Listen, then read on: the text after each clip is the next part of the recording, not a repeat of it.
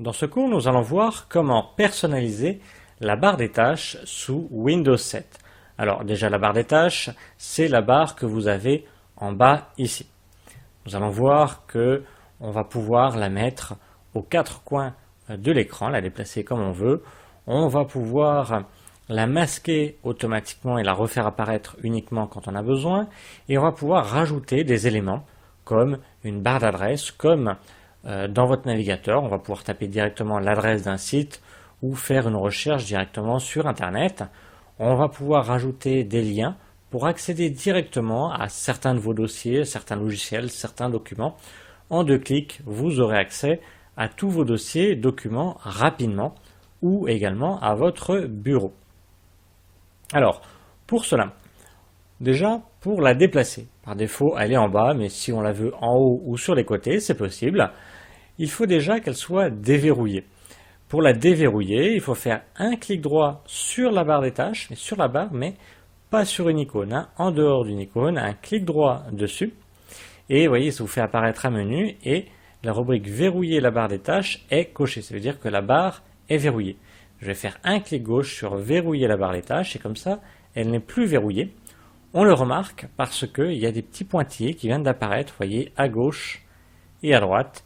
Ça veut dire que la barre des tâches n'est plus verrouillée, donc là, on va pouvoir la déplacer très facilement. Pour la déplacer, c'est très simple. On va cliquer gauche en laissant appuyer sur la barre des tâches, jamais sur une icône. On laisse appuyer et on déplace la souris vers la gauche si on veut la mettre à gauche, vers le haut ou vers la droite. Là, après, on la déplace où on veut. Vous inquiétez pas, pour le menu démarrer, il s'adapte. Quand on clique dessus, vous voyez, il s'affiche quand même d'une autre manière. Je vais la redéplacer en haut et vous voyez, j'ai bien mon menu démarrer qui s'affiche. C'est juste une habitude. Donc là, moi, je vais la remettre en bas. Donc, je clique, je laisse appuyer dessus et je déplace ma souris en bas. Pour éviter après de faire des erreurs après de manipulation, de la déplacer sans le vouloir, je vous conseille de la reverrouiller en refaisant donc un clic droit sur la barre des tâches et en faisant un clic gauche sur verrouiller la barre des tâches. Vous voyez, elle n'est plus verrouillée actuellement puisqu'elle n'est plus cochée. Je clique sur verrouiller la barre des tâches, les petits points ont disparu et effectivement maintenant je ne peux plus la déplacer tant que je ne l'ai pas déverrouillée. Alors nous allons voir maintenant comment la masquer automatiquement parce qu'elle prend de la place. Vous voyez, quand on est par exemple sur Internet, je vais lancer Internet, voilà, eh bien j'ai ici un petit centimètre qui me prend de la place. Si je veux gagner de la place sur ma fenêtre actuelle, je vais pouvoir masquer automatiquement cette barre des tâches. Donc pour cela, je fais de nouveau un clic droit sur la barre des tâches et un clic gauche sur propriété. Là, ça fonctionne même si la barre des tâches est verrouillée. Donc un clic gauche sur propriété, une fenêtre apparaît avec 3 onglets, barre des tâches, menu démarrer et barre d'outils. Ce qui nous intéresse, c'est barre des tâches. On retrouve, vous voyez, que la barre des tâches est actuellement verrouillée. On peut la déverrouiller éventuellement en passant par là, mais c'est un peu plus long. Et nous, ce qu'on veut, c'est la masquer automatiquement. Donc on va cocher la case ici, masquer automatiquement la barre des tâches. On valide avec OK et vous allez voir que la barre des tâches disparaît automatiquement. Pour la refaire apparaître quand on en a besoin, il suffit de simplement placer la souris en bas de l'écran pour la refaire apparaître. Mais vous voyez, elle ne gêne pas la fenêtre. Notre fenêtre prend entièrement l'espace de l'écran. Pour de nouveau l'avoir fixe, pour avoir la barre des tâches en permanence, on refait un clic droit dessus, on revient dans propriété, un clic gauche, et on va décocher, masquer automatiquement la barre des tâches. On valide avec OK, et de nouveau, elle est tout le temps visible. On va voir qu'on va pouvoir changer également la taille des icônes, et puis même rajouter le nom des logiciels. Ça alourdit un petit peu, mais ça dépend de la présentation que vous voulez, bien entendu. Donc pour cela, on va faire un clic droit de nouveau sur la barre des tâches et toujours un clic gauche sur propriété. Dans cette même fenêtre, on va pouvoir cocher la case utiliser de petites icônes. Pour vous montrer sans fermer la fenêtre, je ne vais pas cliquer sur OK, mais sur appliquer. Comme ça, ça va appliquer les changements sans fermer cette fenêtre. Donc appliquer, et vous voyez que mes icônes ici ont été réduites, pareil en bas à droite dans la zone de notification. Si je veux de nouveau les avoir en grand, je vais décocher cette case-là et je vais cliquer sur appliquer et de nouveau, elles reviennent en grand. J'ai ici, je retrouve la position de la barre d'outils, enfin la barre des tâches plutôt, que je peux là aussi personnaliser pour lui indiquer, la mettre en bas à gauche, à droite ou en bas.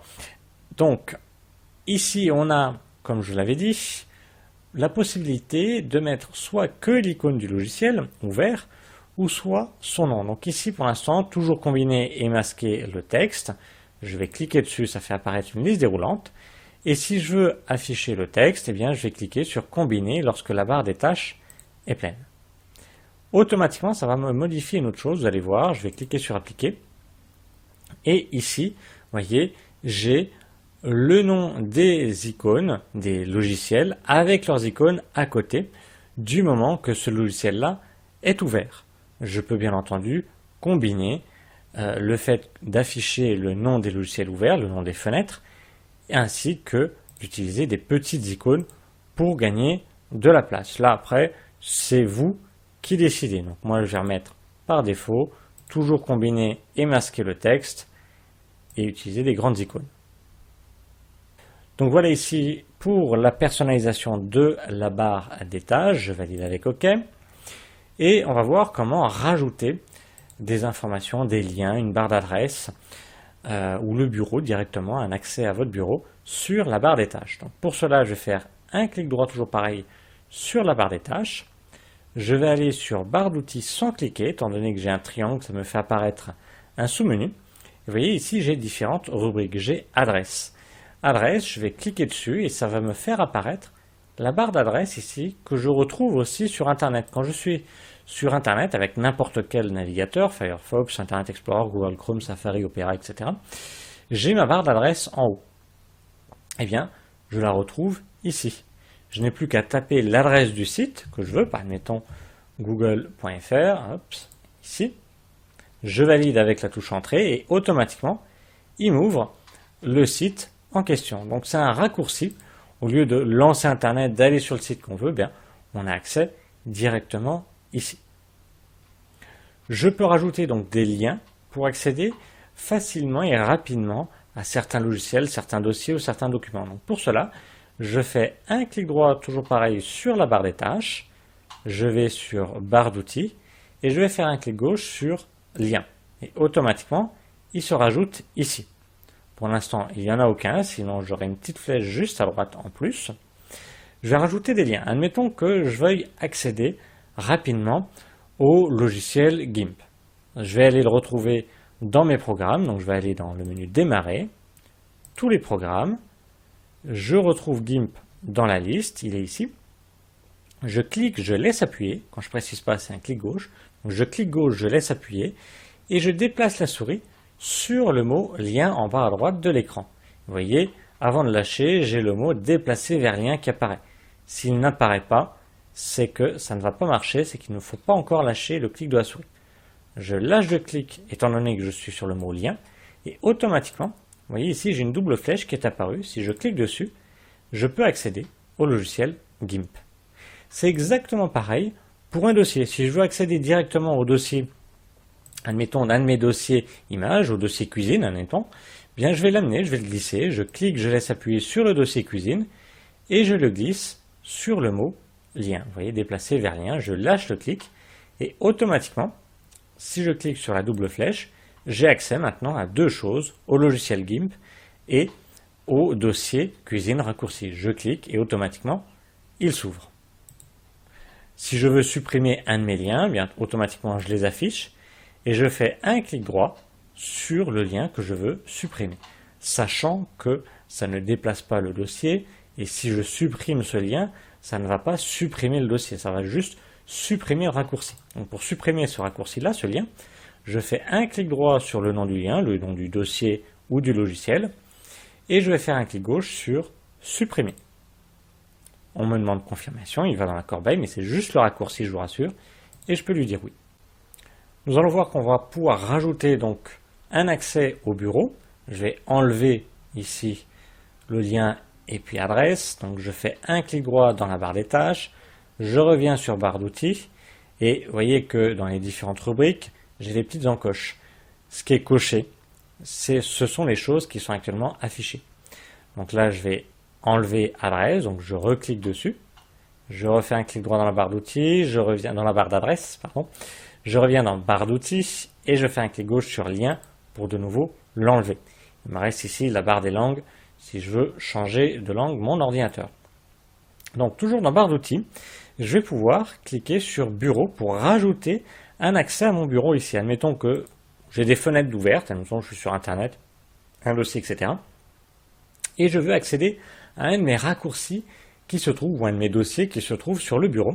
Au lieu de réduire ou de fermer toutes mes fenêtres, eh bien, je vais cliquer ici sur le petit triangle à droite de bureau et j'ai accès ici à tous mes liens, à tous mes raccourcis que j'ai sur le bureau et en plus à ma bibliothèque, à d'autres éléments de mon ordinateur pour avoir accès à l'ensemble de mes dossiers, de mes logiciels rapidement.